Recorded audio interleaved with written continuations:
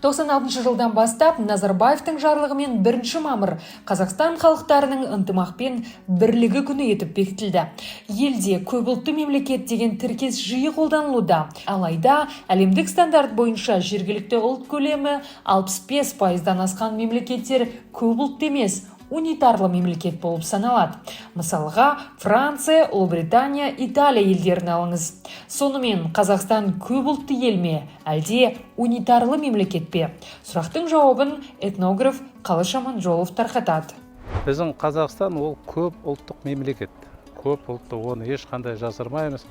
Енді мына 18 ғасырдың ортасынан бірінші ширегінен бастап бізге басқа ұлттың өкілдері кіре бастады. Сол 19 ғасырдан бастап, біздерге ең бірінші 18 ғасырдан казачество дейді. Казактар ол орыс емес. Ол ішінде украин бар, қалмақ бар, татар бар, башқұр, шорт-морттардың бәрі жаңалардың ішінде. Біздің неміздің бәрін алды, сөйтіп біз көп ұлттық Прибалтика алдық. Мысалы, Прибалтика Латвияда өздерінің жағы латыштар көп болса бір 40% болды. 60% орыстар, украиндар, басқа нелер болды.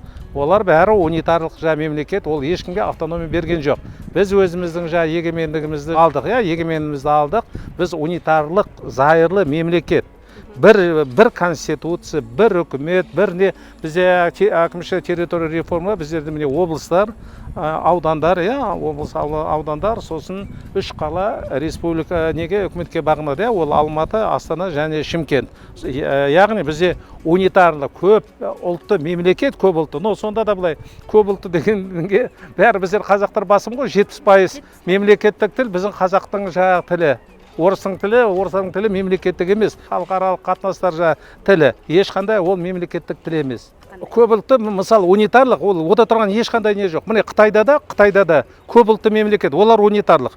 Өзбекстанда көпұлттық, оларда Қарақалпақ автономия республикасы бар. Олар бәрі унитарлық мемлекет, бір жерден. Унитарлық мемлекет бәрі орталыққа бағынып отыр. Заң біреу, конституция біреу, мемлекет басшысы біреу болды, ода тұрған ешқандай не жоқ. Орысша айтқанда айтады ғой, титульный ұлтпыз біз, титульный мемлекет, ол қазақтың мемлекеті, ол ешкімдік емес.